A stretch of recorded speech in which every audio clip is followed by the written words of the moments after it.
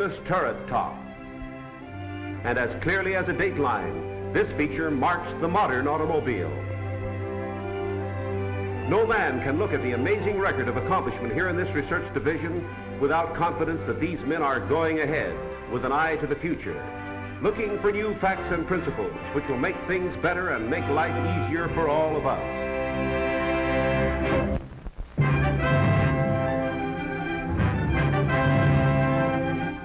Here's a ride that's going to be different. Let's go. We're up. Up the road of time, right up into space. Goodbye, world. We're going back to the good old days, turning back the calendar, putting time in reverse gear. Back to the days when engineers knew how to build a pretty good gasoline engine without actually knowing what happened inside of it. But listen, you old-timers, hear that? And here's a picture of the villain on the soundtrack. Now you can sing. Did you ever see a knock knocking? Well, I did. What caused the knock? That's what everybody wanted to know prior to 1922. Some said it was a mechanical knock, and then suspicion fell upon the fuel. So they built a quartz window in a test engine.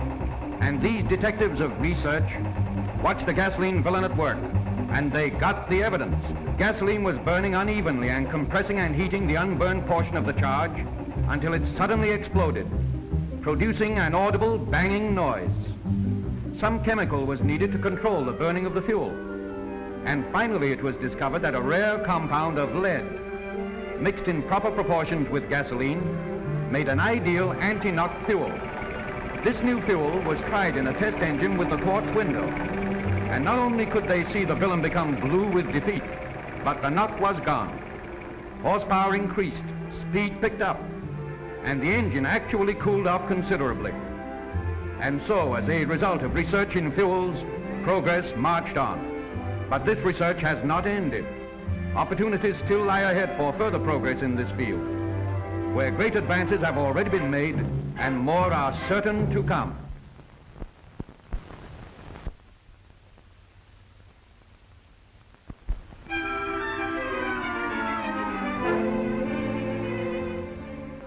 What are you? Where are you?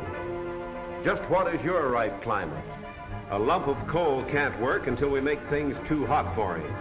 A block of ice is merely a lot of water that has gone too far north for comfort, in an electric refrigerator, for instance. Liquids are largely loose chunks of elements which have no business being in their own particular tropics or hells. Mercury, for example, is an Eskimo metal way down south. Solid metals simply happen to be living in a climate much too cold for them. So it's not how hot you are, but what you are that decides whether you'll be turned into a lump or a liquid.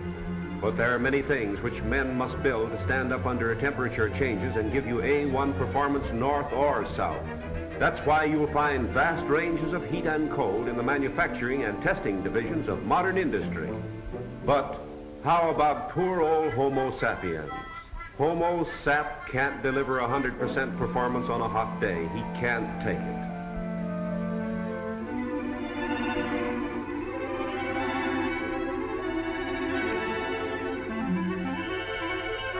And on a cold day, he can't take it. Hot or cold, cold or hot, he's either a lump or a liquid. Performance in any climate just wasn't built into this human machine. It can't take it. Today, the same great enterprise that builds temperature-conquering performance into its own products is building the answer for human machines and human efficiency. Here's a little box. They call it a unit, and it will play a symphony of the seasons whenever you turn it on. Spring, summer,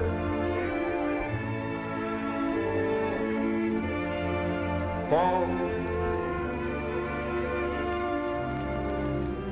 or winter. They call it air conditioning, but they might better call it man conditioning, because that's just what it does.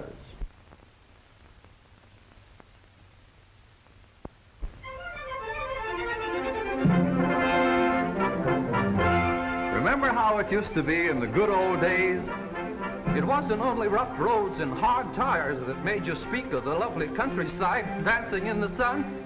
You were doing most of the dancing sitting down, and you could take it, but your car couldn't. Vibration was automobile enemy number one until the research division again swung into action. Part fitted to part with micrometer precision was the first move against the enemy. Accuracy to 1/1,000,000th of an inch was the first law passed. And if you want an idea of what that means in comparison to a human hair, that's a hair on the right. And here's where vibration in a motor begins. Unless crankshafts are balanced like a miser's ledger. To keep vibration under control at all speeds and not at just one certain speed, the harmonic balancer was perfected. This remarkable device counteracts vibration and stops it, exactly as we can stop a pendulum by opposing it before it reaches the end of its swing and then continue to oppose it until it stops dead center. Watch the puddle of mercury sitting on an engine before the harmonic balancer comes into play. Then this device is added and vibration is entirely killed. Now we're looking at the same scenery we chattered about a little while ago, but we're in a modern automobile. About all that's left to be done is to build roads as smooth as plate glass and make tires out of marshmallows, and a 1,000-mile drive will feel just like 10 hours in a feather bed.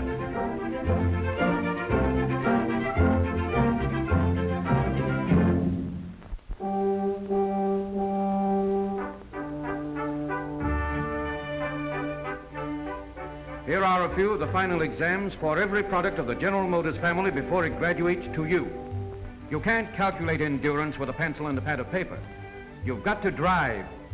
Drive to the tune of 5 million miles a year to get tomorrow's answer today. Hill climbing, get the answer from a mountain grade. The final and most conclusive answer when a modern engine zooms a car over the top. Riding comfort, pound a car over a Belgian block road again and again. Body strength, twist and strain the whole frame and body and find out if any birdies have been hatched to chirp and twitter. Get the mileage per gallon. A fifth wheel drives a speedometer so accurately, you'll find miles per gallon measured right to the final inch. How about the carburetor and ignition system? Baptize the baby and find out. Test those brakes. Here's the best way to get the facts. Then put her through her paces in a slippery, sticky ooze, where they make mud, not hay, while the sun shines. What will the driver see of the road? Those black shadows on the wall tell the facts. And meanwhile, high on a hillside, the weather is watched and recorded for a report that tells its story in the logbooks kept on every outdoor test. Here, before you got your car, an experimental model, still in the development stage, lived its life in a few days, with test drivers under orders to speed it around and around, looking for trouble before it looks for you. Night comes on, and the grind continues as these engineering accountants work on the mechanical ledges of these cars, appraising performance, auditing durability, assuring development, to the end that progress may be put through its paces.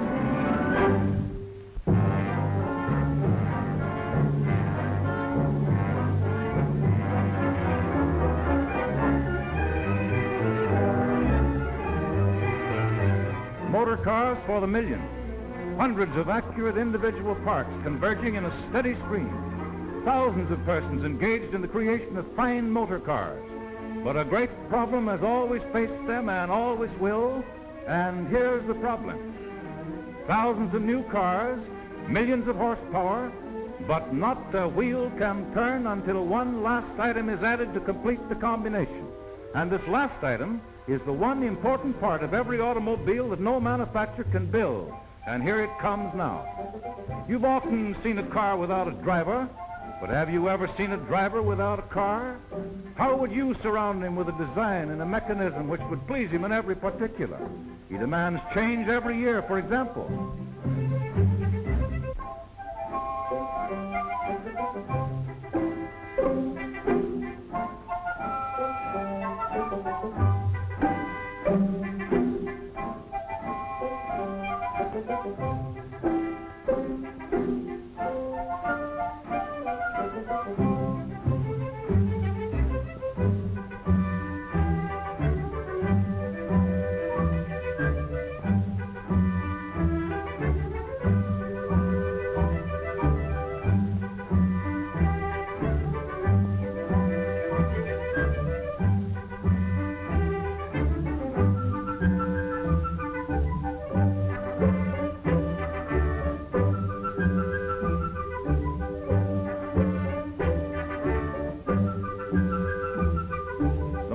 motor car of today symbolizes and crystallizes American progress.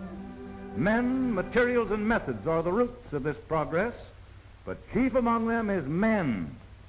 Men of General Motors. Men whose minds and hands are constantly contributing to and creating new opportunities, new advantages for all. Men who know that their march of progress must and will go on, because their every forward view, their every forward step continues the onward march of their own industry and of the entire nation.